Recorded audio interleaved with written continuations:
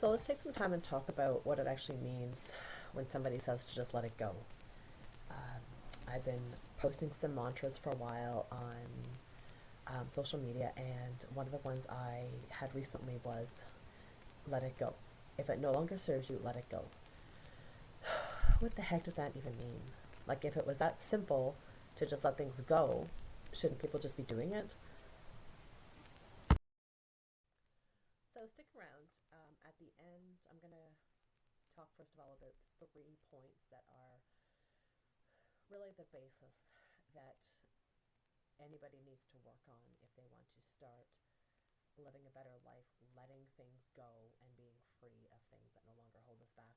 So I'm going to discuss these 3 things, and at the end, I'm going to share with you something that I experienced after I did a breathwork session, and it was really the turning point for me on actually fully understanding what it means to be able to let things go, and also fully understanding what it means to sit with and to breathe through your emotions.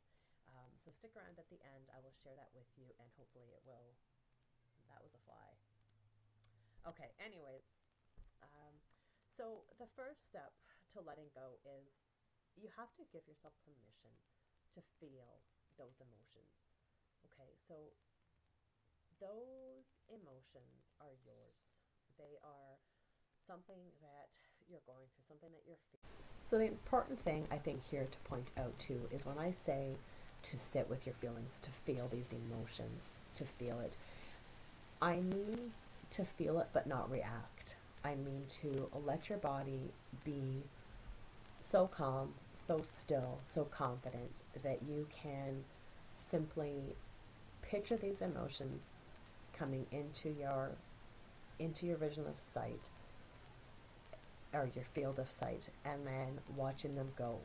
So you might get angry, you might get nervous, you might be scared, you might be sweaty, you might be, breathe through it.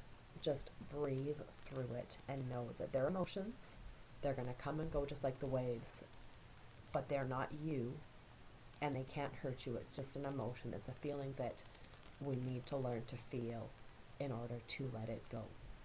Okay, so I found through the breathwork session I did that deep breathing was phenomenal. So it's almost like when you're on a roller coaster, or you're taking this big step to do something that's really scary, and it's like, okay, I'm just going to breathe. I'm going to fill my whole entire body with air, and I'm going to breathe, and this is going to get me through it.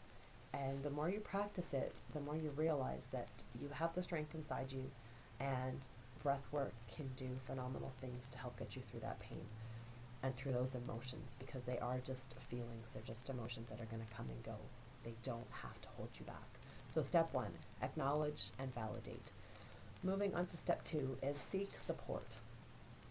This one here I struggled with a little bit, because many of us that are doing this path work, are doing this path on mental health struggles, or trying to get over traumas, trying to let go of the PTSD label, trying to let go of things that are scary inside us and that we're holding on to for some reason.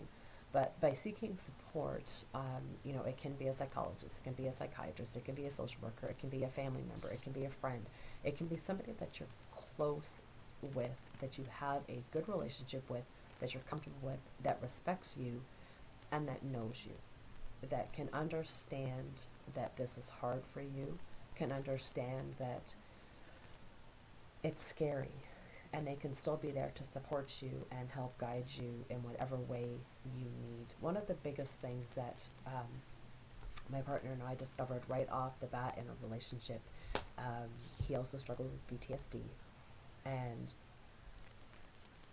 staying in the moment was one of the biggest things that he struggled with. And through communication, we figured out what worked for him when he was starting to spiral and starting to get out of control, and his head was going back to the trauma, and he was just all over the place and was in a really bad place. We found that me being in his face, holding him and saying, come back to me here, you are okay. That helped to bring him back to the moment, and um, it didn't stop his feelings, it didn't stop those emotions, they were still there, but it helped take the edge off, because bringing you back to the moment is crucial. So by seeking support, there's so many different avenues out there. There's, like I say, there's the professional mental health people, but I really feel, and what I really discovered on my journey, is that having somebody do the, I don't even know what to call it, but to do the breathwork type of stuff, to do the meditation, to do the holistic approach to getting through your trauma and through your emotions really can be beneficial, along with whatever other modalities you're using. So again, I'm not telling you that you need to stop seeing your psychologist. I'm not telling you, I'm absolutely not saying. I'm saying, when you're seeing those people and they're helping you with what their strong points are, there's also things you can be doing in the background at home with your own strength and your own mind and your own self-talk and your own self-compassion that will greatly help you along this journey to figuring out how to let crap go. And that brings us to the third point of this. And the third step is treating yourself with love and compassion. Practicing self-care is so crucial. We spend so much time writing our story and setting our mind on the fact that we take these labels. We'll take the PTSD label, we'll take the mental health label, we'll take the, I don't know, whatever these labels are that people attach to you, and people so often begin to think that's who they are. Well, that's not who you are. It's something that you're going through. It's something that is causing a bit of a challenge or a hurdle in your life, but it doesn't mean you can't get through it, and it doesn't mean that you are that. Okay, you are a human being. You are who you are inside. You know, you are what brings you passion. You are what brings you joy. You are not your struggles. You are not your emotions. They are just simply things that you feel, and sometimes we hold on to them for a lot longer than we need to. So by practicing self-care and compassion, you're really learning to embrace yourself. Practice the daily mantras. Tell yourself that you have the strength. Tell yourself that you are loved. Love yourself.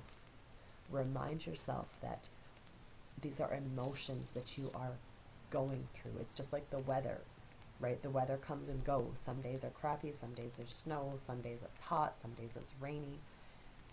It's up and down, and that is the same thing with our emotions. It's like riding the waves. So with self-care and compassion, you want to look at what brings you joy, what makes you happy, what allows you this time to sit quietly in a safe place with your thoughts, you know, and promote self-healing and giving yourself that love, reminding yourself that you are worthy. There's so many times in the day that we beat ourselves up, or we're hard on ourselves, or I didn't do this good enough, or I don't have enough nice enough house, I'm not pretty enough, I'm not handsome enough, I'm not this, I'm not that, I'm not that. But how many times do we stop in a day and say, I am freaking worthy, I am damn proud of what I just did, I am joyful, I feel fabulous seeing the sunrise, I feel fabulous that somebody bought my coffee in front of me at the coffee shop today, I feel good. So many times we don't allow ourselves to feel good, and if we do feel good, we just kind of dismiss it, and yet we get hung up and we'll beat ourselves up for days because we made a mistake, or we took the wrong turn, or something simple happened. So self-care and compassion means treating yourself as a human. We're not meant to be perfect. We're not meant to not make mistakes. So when you make the mistakes, it's what do? It's like, oh, okay, well that didn't go as planned. What do I need to do? How can I correct this? What can I learn from this? So remembering that the healing is a process. It doesn't happen overnight, and it takes time. So it takes every day you showing up, giving your best, you being positive in your head. Because when you're positive in your head and you feel good, that's what you're going to portray to others. That's the image you're giving out, and that's going to attract more of that in. Plus, you're going to feel good about yourself. And that's darn important because when we feel good about ourselves, when we feel confident, it makes it easier for us to sit and feel and release and process and release all of those emotions and all of those negativities that are holding us back. So as you navigate through this journey, just remember it is a process and it does take time. So with that being said, that's the 3 steps. So number 1, acknowledge and validate your emotions. Step 2 is to seek support, and step 3 is to practice self-care and compassion. So with that being said, I'm going to end it there, and I'm going to bring you on a little story time with what I experienced the first time I tried some breath work.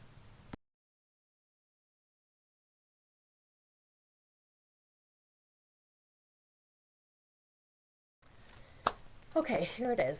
I'm going to try my best to put it into words, and it's going to be difficult because it was a very unique experience, one that I've never had before. So, as part of a 21-day challenge that I had discovered online about raising your vibrational frequency and, letting stuff go, I found this fella online who offered this 21-day challenge, so I took part in it. And one of the, I think it was the third night, doesn't really matter, but one of the first few nights, he did a breathwork session.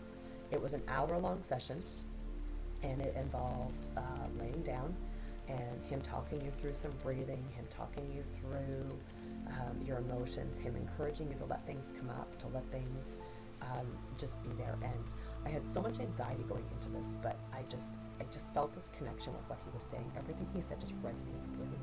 And I thought, I've carried this long enough. I've done so many other types of counseling, and the psychologist, the social workers, the psychologist, or the physiotherapist. Nope, not physiotherapist. That's something different. Psychologist. Psychiatrist. That was a mouthful. Sorry about that, guys. But I still felt I was missing something. I still felt I needed something. I was holding on to so much stuff that I didn't want to hold on to anymore. I wanted to be free. I wanted to be happy. So here we go. I lay down on the floor, listening to him talk, and knowing that this video was going to be about an hour because I could see the little ticker at the bottom. I'm like, oh my gosh, it's an hour of my time. How am I going to lay still for this? How am I going to... Well, the next thing you know, we're entering into the third session. It was kind of broken up into 3 different sessions, and there was a gorgeous song playing in between each one. And when it finished, he had played the Johnny Cash song "Hurt," and I remember laying there, just this feeling of euphoria, just feeling absolute freedom. My body felt light. My mind was just simply there, focusing on these words. I love Johnny Cash to start with, so that probably helped a bit too. But and I just sang the song. And one of the things that he had mentioned at the beginning of the breath work was, if you're concerned about people hearing, if you live in an apartment, have a pillow with you, because in a breathing it is going to be loud. And I'm like, what the heck? Okay, fine, I'll get a pillow. Well, let me tell you, when some of the emotions and some of these images and things I had been holding on to, things that I didn't even realize I was still holding on to, moments in my life that I thought I had dealt with and let go, they were coming up, and I would get scared, but I would just breathe through it. And sometimes that breath work was so loud, and the exhaling was just full of everything releasing from my body. So I did for a while. I did have to breathe into the pillow because it was getting quite loud, and I was amazed. So for me, though, the biggest part really happened later on that night when I was laying in bed. It was about 1 in the morning, and I was kind of in and out of sleep. That kind of like in between sensation you have. And I was crying because I had let a lot of stuff out, and I was still kind of dealing with a whole lot of stuff. And for me, crying is one of the best ways I find to let stuff go. So as I'm crying, I'm starting to shake. I'm starting to sweat. Like, my body is vibrating. And all of these, it was like a video montage was playing in front of my eyes that were closed. And I had images of when I lost my daughter. I had images of my affair. I had images of my divorce. I had images of, picturing my kids struggle. I had images as a child. All of these things kept coming up, and I would just lay and cry and shake. And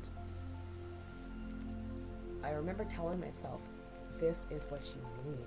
This is phenomenal, because as scary as it was, and I'm trying to go back into my head because it's something you can't put into words until you experience it, and listening to these things, or even listening to me now, it's kind of like, and I know people are going to think I'm a complete wackadoodle, and that's okay, because if this is what it means to live this life and to be free and stuff, I'm happy to be a wackadoodle.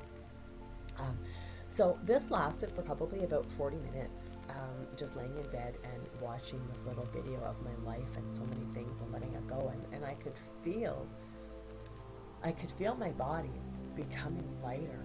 And it's like I had a backpack full of bricks and elephants. And slowly, by breath after breath and tears after tears, all of these things would just go away. And when I finally was able to settle down a little bit and came to, I sat up and I got up and I walked around for a little bit, and it was just this feeling of pure freedom that my body felt. I didn't have aches, I didn't have pains, I didn't have a stiff back, I didn't have tension in my shoulders. My neck was free.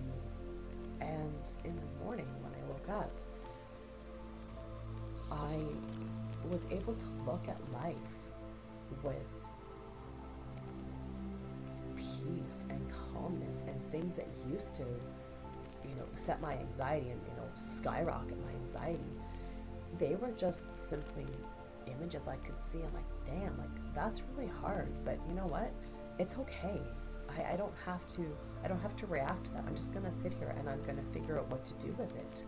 And if there's anything I can do, I'll do it. And if there's not, then you need to just go. And I promise you, I'm telling you from the bottom of my heart, it was that easy to just let things go.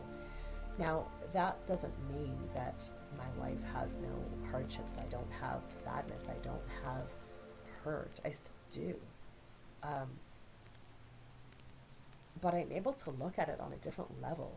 I'm sitting in life, going through life with much more calmness, much more understanding, and much more kindness and compassion for myself.